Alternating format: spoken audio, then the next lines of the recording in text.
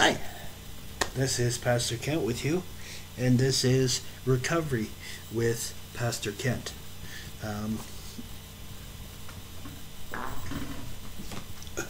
Can you believe that this is the 30th of the month?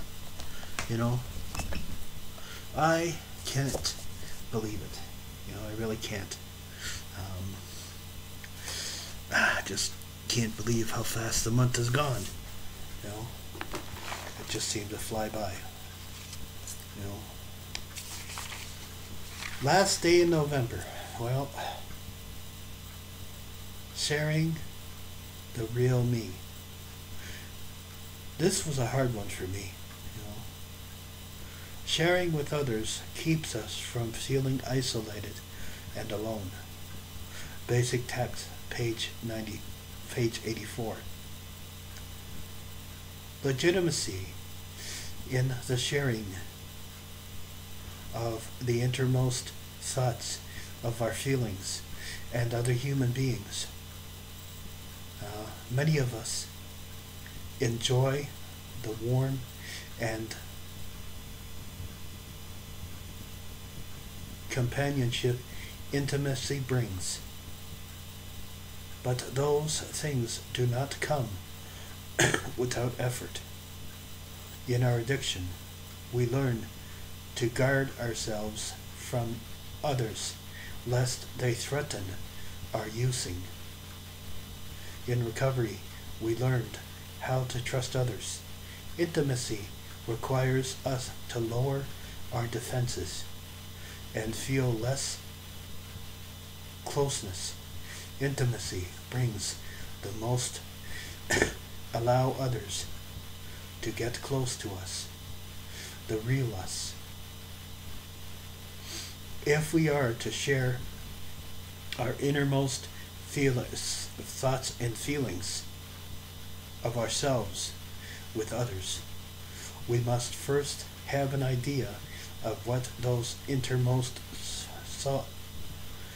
savors are truly like. We regularly examine our lives to find out who we are and what we are really want. And now we are really feel. Then, because of our regular interventions of ourselves, we must be completely and continuously honest with our friends as we can be. Intimacy is part of life, and therefore part of living clean. And intimacy is everything in recovery, has its place. The painstaking self-security insecurity calls for it can be hard work, and the total honest of intimacy often brings our own compilations, but the freedom from isolation and loneliness that intimacy brings is well worth the effort. Just for today, I will seek the freedom from isolation and loneliness and intimacy brings today.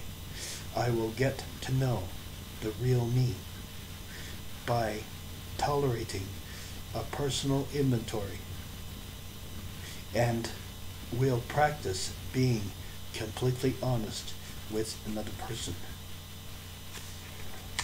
You see, honesty was not hard for me when I came into recovery. See, I was raised in a Christian home, so the values of NA made complete sense to me. Okay? I didn't like the God part. I wasn't cool with that at all. For about 7 years, until I did this journey from here down to here. It took me a while to get through the cobwebs, you know. Um, I can't stress it enough. If you're new to the program, study step 1, 2, and 3. Learn it. Live it. It will save your life many times. Step 1 is we admit that we are powerless over our addiction and our lives have become unmanageable. If you think your life is not manageable, or if you think your life is manageable in an addict, you tell me how this is conducive to being in control. You get up in the morning, you use. A little cup, 3, 4, 5 hours later, you use again. 3, 4, 5 hours later, use again. 3, 4, 5 hours later, use again. Then, now, you have to settle down and go to sleep. So you have to take a downer to go to sleep. So now you're asleep. Now you wake up and you start all over again. Okay? And you expect a different result doing the same thing over and over again. You know? You ever watch that mouse or gerbil or hamster on that wheel? They go around there for hours, and if they stop, they go boom, boom, boom, boom. Right? So, don't do that. Alright? There's 3 keys to this program that work. Meetings, sponsor, and steps. If you do that, you will stay clean. Now, my recommendation as a sponsee is the first book you buy is the first one I read out of, which is Just for Today. You get that book, and it's small readings. Okay, it's not a lot of reading, it's not a lot of concentration. If you're anything like I was when I first came into recovery, that's about all I could do. Okay? Then you get what's known as the basic text. This one. It's a blue cover. I don't like blue, so, you know, I took it off. You know, I took the dust cover off. I still have it here somewhere. I don't know where it is, but anyway. It's $15 to $20. Okay? You spent that in a day, and this book will save your life. I can't tell you how many times this book has saved my life. Okay?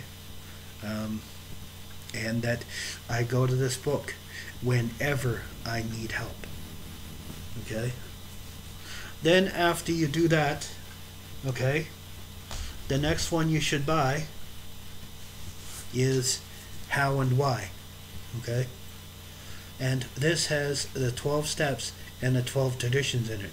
Now when you buy this, okay, you should make it a double purchase for $30, and don't whine and complain about the $30 for crying out loud, because I'm sure you spent that in a day when you were using drugs.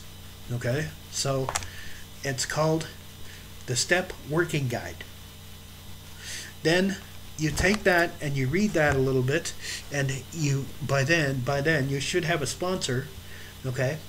And go work with your sponsor on the Just for Today, or sorry, the How and Why, and the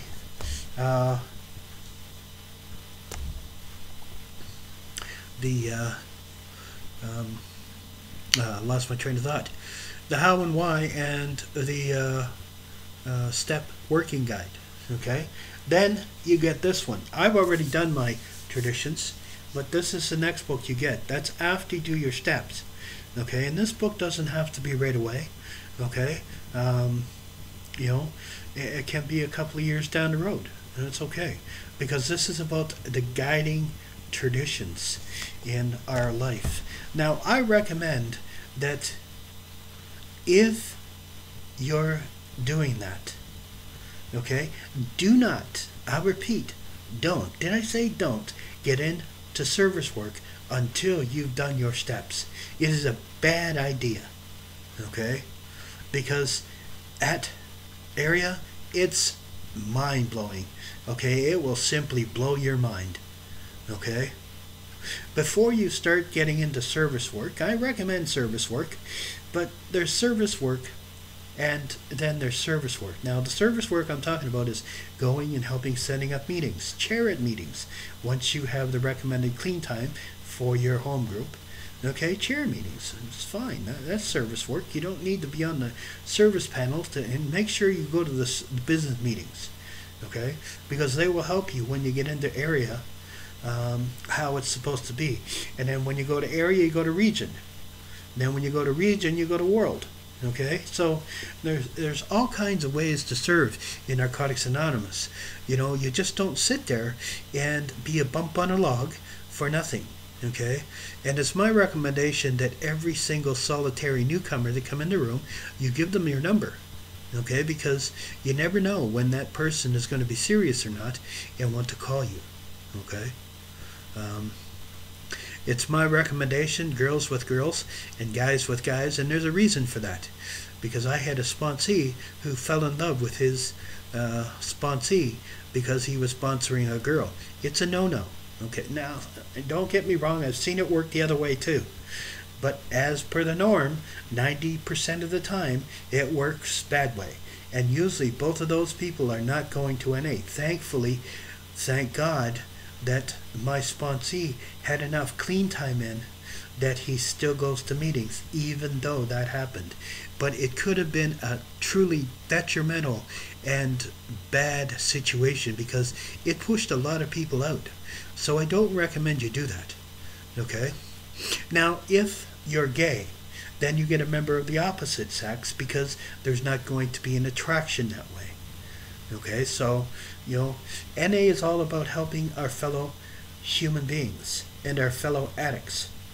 It doesn't matter whether you're a doctor or a lawyer or a priest or a minister or, a pastor or a doctor of divinity or a doctor of medicine. It doesn't matter. When you come in that room, you have to leave that at the door because you are an addict.